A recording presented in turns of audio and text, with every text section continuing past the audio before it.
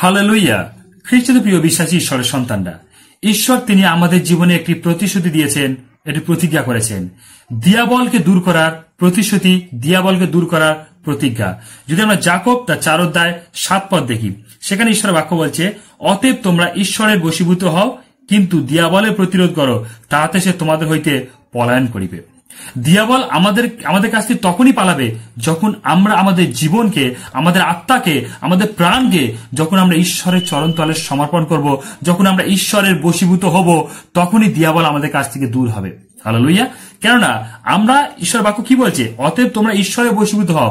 আমরা যেন আগে প্রথমে ঈশ্বরের বশীভূত হই, ঈশ্বরের কাছে নিজের জীবনকে সমর্পণ করি, তারপরে ঈশ্বরের বাক্য দ্বারা যেন আমরা সেই দিয়াবলকে প্রতিরোধ করি এবং দিয়াবল তিনি আমাদের কাছ থেকে পালাবে।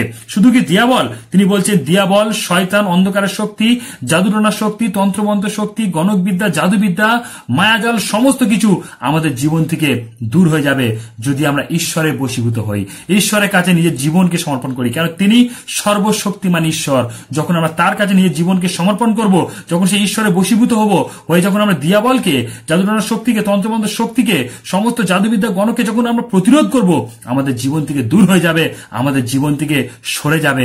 যখন আমরা ঈশ্বরের বাক্য দ্বারা সেই জাদুবিদ্যাকে, সেই দিয়াবলকে, সেই শয়তানকে যখন আমরা প্রতিরোধ করব, তখন সেই শয়তান আমাদের মধ্যে থেকে দূর হয়ে যাবে। কারণ ঈশ্বর তিনি তার বাক্যেতে আমাদেরকে প্রতিশ্রুতি দিচ্ছেন, আমাদেরকে প্রমিস করছেন।